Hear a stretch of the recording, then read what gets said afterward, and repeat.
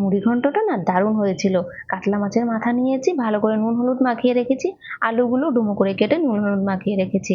তারপরে কড়াইতে সর্ষের তেল দিয়ে ভালো করে গরম করে এক এক করে মাছের মাথাগুলো লালচে করে ফ্রাই করে তুলে নিলাম।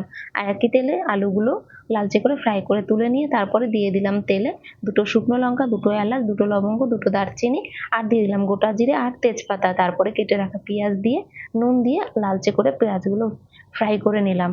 তারপরে দিয়ে দিলাম রসুন বাটা। রসুন বাটাটা একটু নাড়াচাড়া করে তারপরে দিয়ে দিলাম টমেটো। টমেটোটা নরম হয়ে গেলে তারপরে দিয়ে দিলাম হলুদ গুঁড়ো, কাশ্মীরি লঙ্কার গুঁড়ো, জিরে গুঁড়ো, ধনে গুঁড়ো আর আদা বাটা, আর দিয়ে দিলাম কাঁচা লঙ্কা চিরা। ভালো করে মশলাটা লো আঁচে কষিয়ে নিয়ে তারপরে তেল ছেড়ে দিয়ে তারপরে এখানে দিয়ে দিলাম আলুগুলো। আলুগুলো কষিয়ে নিয়ে তারপরে দিয়ে দিলাম মাছের মাথাগুলো। আর মাছের মাথাগুলো কষিয়ে নিয়ে পরিমাণ মতো গরম জল দিয়ে দিলাম। তারপরে স্বাদ মতো নুন দিয়ে ভালো করে নাড়াচাড়া করে রান্না করে নিলাম। তারপরে দিয়ে দিলাম গোবিন্দভোগ চালটা ধুয়ে দিয়ে দিলাম, আর সামান্য পরিমাণে চিনি দিলাম, দিয়ে দিলাম গরম মশলা গুঁড়ো আর দিলাম ঘি। ভালো করে মিশিয়ে নামিয়ে নিলাম। কেমন হয়েছে জানিও।